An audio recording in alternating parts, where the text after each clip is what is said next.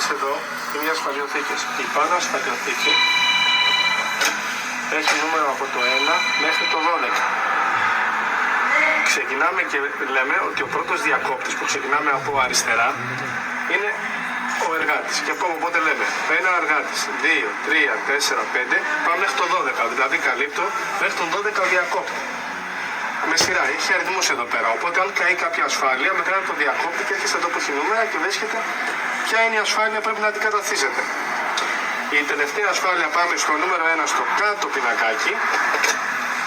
Στο κάτω πινακάκι. Και τα υπόλοιπα είναι λοιπές καταναλώσεις του σκάφους. Δηλαδή, έχουμε ψυγείο, έχουμε το ασύρματο, έχουμε μπρίζες. Οπότε εδώ πέρα μετά όλο το υπόλοιπο σκάφος που δεν είναι σε διακόπτη ασφαλίζεται από αυτές τις ασφάλειες. Λοιπόν, πάμε τώρα στο πίσω κομμάτι που είναι... Πάμε πίσω.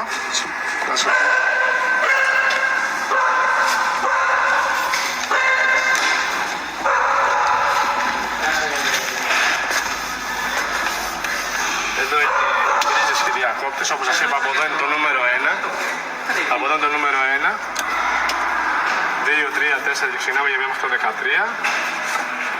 Πάμε πίσω να σας δείξω τους γενικούς. Κάτσε να ανοίξω λίγο, να ανοίξω. Εδώ, να ανοίξω το ένα λεπτάκι, Παπάς ο Πάους. Η δεξιά πλευρά είναι οι μπαταρίες του σέρβις. Στη μία έχω βάλει και το tracking επάνω, στην πίσω σε αυτή εδώ πέρα. Αυτή είναι η μπρίζα η οποία θα βάζετε τη φόρτισή σας. Αυτή είναι οι δύο γενικοί των μηχανών, ο οποίος πάντα το βάζετε στην πρώτη θέση στο on και αυτό πάντα το βάζετε στο 1. Έτσι πάντα λειτουργείτε το σκάφος. Όταν έχετε πρόβλημα, παραδείγματος χάρη από μια μπαταρία μηχανής, το βάζετε στη δεύτερη θέση.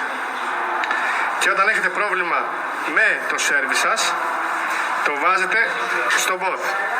Σε αυτό το σημείο εδώ είναι παράλληλες όλες οι μπαταρίες.